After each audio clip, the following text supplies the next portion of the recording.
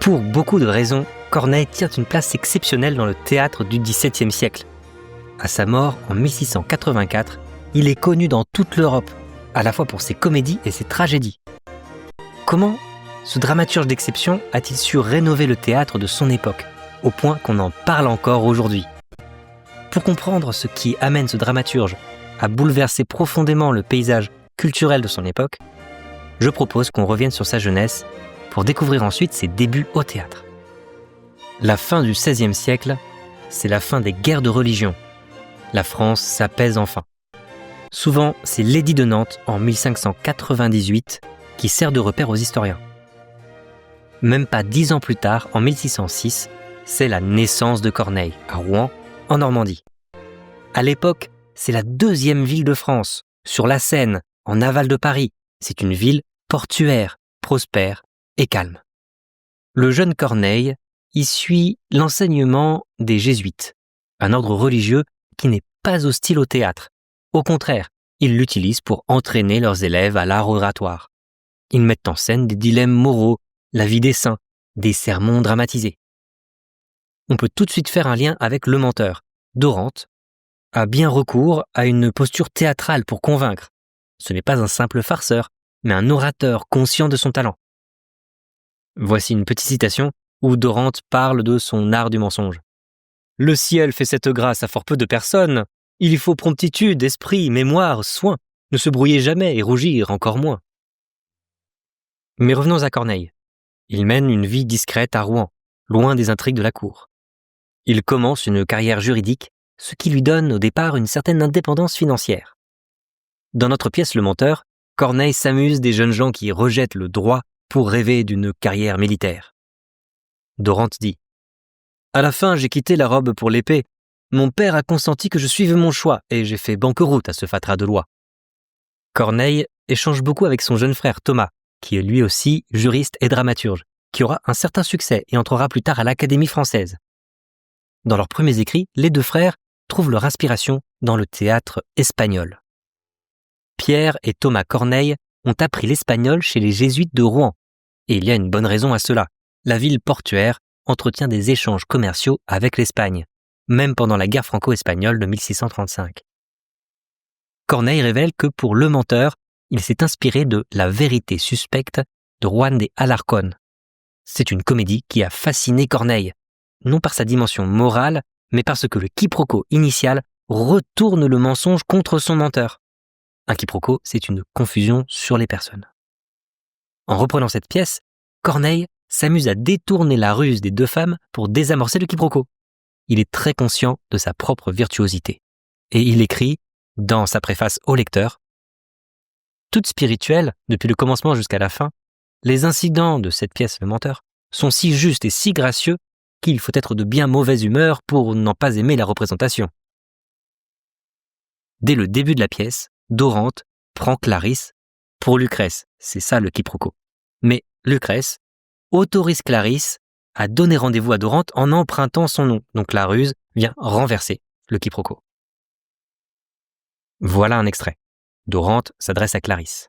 « Pour moi, je confesse que pour vivre, il faut être esclave de Lucrèce. » Clarisse dit à Lucrèce. « Cher ami, il en compte à chacune à son tour. » Voilà pourquoi, contrairement à la pièce d'Alarcón, Le Menteur se clôt heureusement sur un mariage d'amour et Cliton d'inviter ironiquement le public à cultiver lui aussi l'art du mensonge. Cliton seul. « Vous autres qui doutiez s'il en pourrait sortir, par un si rare exemple, apprenez à mentir. » Cette pièce, Le Menteur, malgré ses écarts avec la pièce originale, reprend surtout le goût baroque du siècle d'or espagnol, où il n'y a pas de séparation entre tragédie et comédie, et où les intrigues épiques se mêlent à des jeux d'illusions. Mais toute l'originalité de Corneille provient du mélange de cette inspiration espagnole à d'autres genres en vogue à l'époque. Le début du XVIIe siècle est marqué par un roman exceptionnel, L'Astrée, 5000 pages, publié en 1607 et 1627. Célèbre dans toute l'Europe, il raconte l'histoire d'amour d'Astrée et Céladon, deux bergers séparés par 1000 péripéties. Corneille parodie le roman pastoral et précieux, notamment lorsque Dorante laisse libre cours à son imagination, quand il invente les détails du dîner somptueux donné sur des bateaux, ou lorsqu'il raconte son idylle imaginaire avec Orphise. Or, séduire en faisant de sa vie un roman, c'est justement le programme de Dorante lorsqu'il arrive à Paris. Il n'est point de héros dont l'histoire me tente, qui n'ait fait des romans quelque peu de sa vie. Le mélange de ces inspirations font de la comédie de Corneille un spectacle unique en son genre, du jamais vu, qui va surprendre et charmer le public de son époque. À Rouen, le public apprécie les tragédies sombres, inspirées par les guerres de religion. Mais un jeune auteur ne peut s'attaquer d'emblée à la tragédie, genre élevé. La tragicomédie, très en vogue, est aussi la cible des critiques. Au début de sa carrière, le jeune Corneille se donne une certaine liberté en choisissant la comédie, un genre alors peu représenté. Pour sa première pièce, Mélite, Corneille s'inspire donc de la pastorale dramatique, mais il déplace l'intrigue à Paris et en fait un spectacle divertissant. C'est un succès. Dans l'examen de Mélite, il écrit « La nouveauté de ce genre de comédie, dont il n'y a point d'exemple en aucune langue, et le style naïf qui faisait une peinture de la conversation des honnêtes gens, furent sans doute la cause de ce succès. On a du mal à s'en rendre compte aujourd'hui, mais le style de Corneille est novateur. Il donne à l'alexandrin un rythme vif avec des coupes audacieuses. Par exemple, dans Le Menteur, quand Dorante raconte qu'il est surpris avec Orphise. Il monte à son retour, il frappe à la porte, elle transit, pâlit, rougit, me cache dans la ruelle. On n'entend pratiquement pas le rythme de l'alexandrin. Corneille commence à avoir un certain succès. Et puis une tragicomédie, Le Cid, est un triomphe en 1637. Il provoque une véritable querelle, dont je parle notamment dans une de mes vidéos sur le XVIIe siècle. Ce qu'il faut en retenir, c'est que les règles classiques vont progressivement devenir incontournables. Désormais célèbre, Corneille s'autorise enfin à écrire des tragédies, Horace, Polyeucte, La mort de Pompée, etc. Il devient alors une référence pour le public. Voilà pourquoi, quand il revient à la comédie avec Le Menteur, c'est une surprise générale.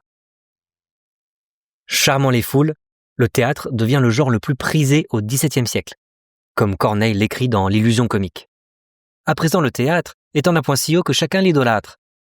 Et ce que votre temps voyait avec mépris est aujourd'hui l'amour de tous les grands esprits. Ainsi, le théâtre devient aussi un outil de pouvoir. Richelieu, tout-puissant ministre de Louis XIII, a compris l'usage politique qu'il pouvait en faire. Divertir le peuple tout en instaurant un idéal d'ordre et de régularité. Pour cadrer cela, il est créé l'Académie française en 1635. Les règles classiques deviennent une obligation esthétique et morale.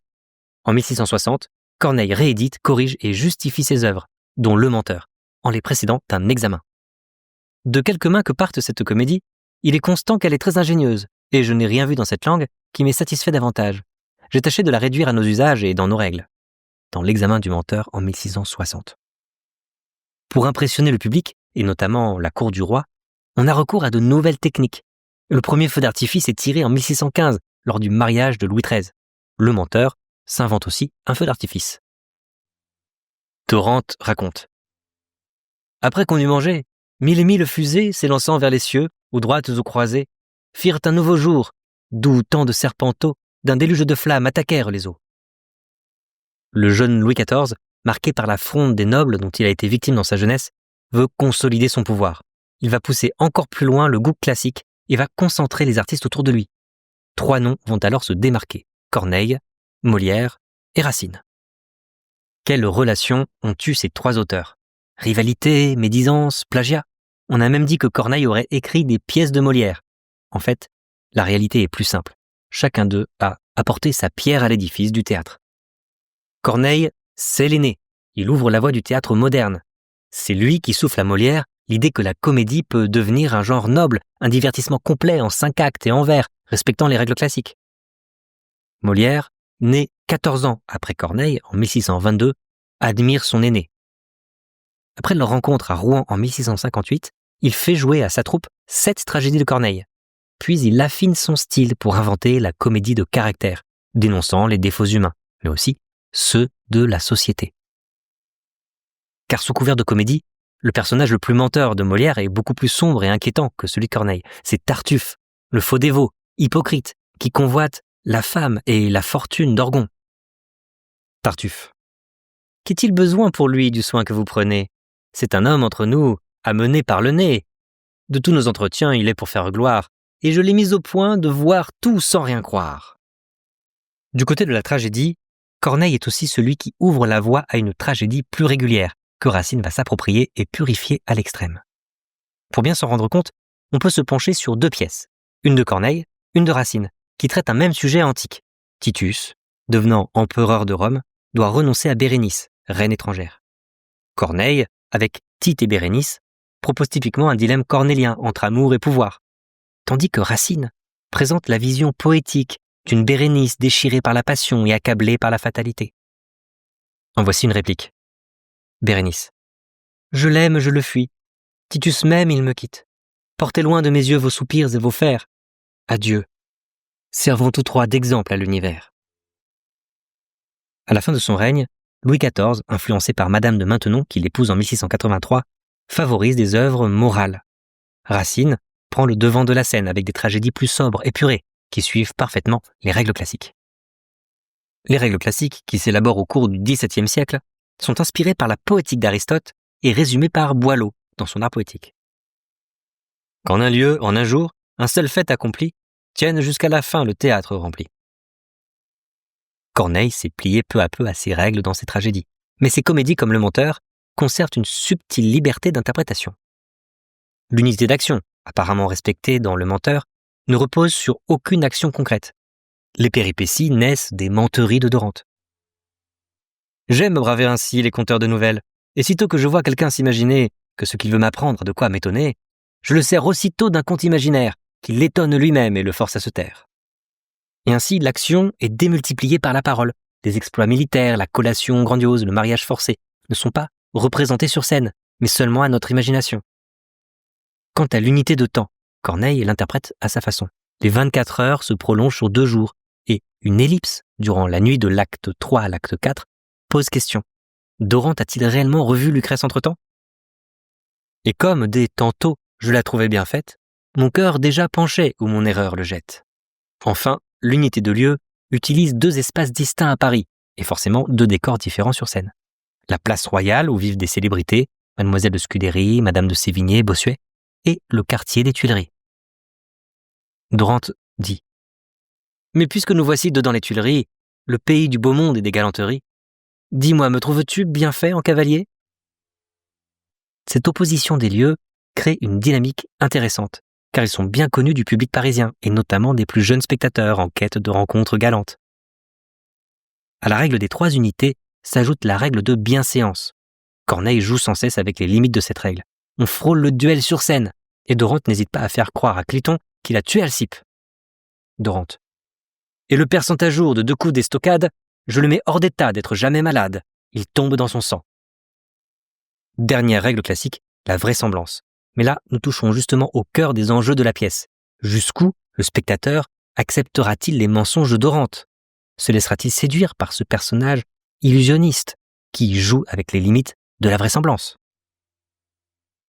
Dans les salons littéraires parisiens de l'époque se développe la galanterie, une nouvelle forme d'amour courtois qui donnera naissance à la préciosité. Ce badinage amoureux justifie une certaine tendance au mensonge, comme l'explique Dorante. Cliton lui dit « Pourquoi, depuis 1 an, vous feindre de retour ? J'en montre plus de flamme et j'en fais mieux ma cour. » La 2e scène de notre pièce donne donc un bon exemple de badinage amoureux où la conversation mêle des clichés, des hyperboles et des distinctions plus subtiles. Dorante dit à Clarisse « Quel bien peut recevoir ma flamme d'une main qu'on me donne en me refusant l'âme ?» Clarisse. « Cette flamme, monsieur, est pour moi fort nouvelle. Si votre cœur ainsi s'embrase en un moment, le mien ne sut jamais brûler si promptement. » Clarisse est séduite, mais elle se méfie de ce cavalier. Dans ces jeux de la parole et du cœur, les personnages doivent déceler la vérité des sentiments. Clarisse dit par exemple à sa suivante Isabelle « Avant que l'accepter, je voudrais le connaître, mais connaître dans l'âme. » Et en effet, derrière la comédie galante se cache la condition réelle des femmes. Clarisse explique ainsi ses précautions à Isabelle, sa suivante. « Chaque moment d'attente ôte de notre prix, et fille qui vieillit tombe dans le mépris. » Ainsi, en jouant sur des enjeux qui touchent ces personnages, Corneille fait du mensonge un véritable ressort dramatique. Il tient, avant tout, à impliquer, captiver, séduire son public. Le mensonge est un procédé habituel de la comédie. D'ailleurs, le théâtre demande au public d'accepter l'illusion. Mais Corneille, en intitulant sa pièce « Le menteur », attire notre attention sur les coulisses de cette illusion. Comment fonctionne-t-elle ? En réalité, c'est Clarisse qui lance la mécanique du mensonge en se laissant choir pour attirer l'attention de Dorante. C'est une didascalie. Clarisse, faisant un faux pas, est comme se laissant choir. Aïe ! Dorante fait alors ses premiers mensonges, qui autorisent en quelque sorte les femmes à ruser pour démêler le vrai du faux. Et cela pour le plus grand plaisir du spectateur. Voilà ce que Cliton en dit. Mais monsieur, ce serait pour me bien divertir, si comme vous Lucrèce excellait à mentir, le divertissement serait rare ou je meurs. Les suivantes participent aussi à ces stratagèmes. Isabelle suggère la substitution. Sabine transmet et monnaie un billet. Si bien que les mensonges finissent par engendrer un véritable imbroglio, une situation confuse, où chacun perd ses repères. Lucrèce à Clarisse. « Je ne sais où j'en suis. » Clarisse lui répond. « Je ne sais plus moi-même à mon tour où j'en suis. » La virtuosité de Corneille tient aussi à la mise en abîme du mensonge, par exemple lorsque Dorante s'invente une femme, Orphise, qui est elle-même une menteuse.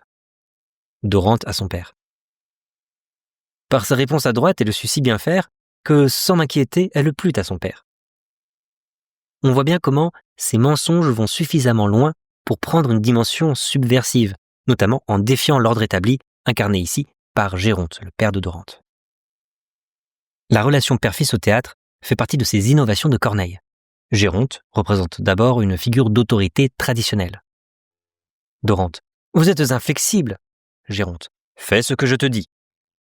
Pour contrer cette autorité, Dorante fait un premier mensonge, qui en entraînera d'autres. Pour justifier qu'Orphise ne puisse pas venir à Paris, il annonce qu'elle est enceinte. Le spectateur se demande sans cesse si Dorante ne va pas trop loin. Ici se joue en plus une notion clé dans l'œuvre de Corneille, et sensible à l'époque, la question de l'honneur. La tirade de Géronte rappelle celle de Don Diègue dans le Cid. Géronte. Ô vieillesse facile, ô jeunesse impudente, ô de mes cheveux gris, honte trop évidente. Est-il dessous le ciel père plus malheureux ? Le discours de Géronte, qui parodie les codes de la tragédie, est-il si ridicule ? Certes, il est crédule et paraît parfois naïf, ce qui peut prêter à sourire. Mais il reste un père indulgent et oppose plusieurs arguments à Dorante. D'abord celui de l'honnête homme. Géronte.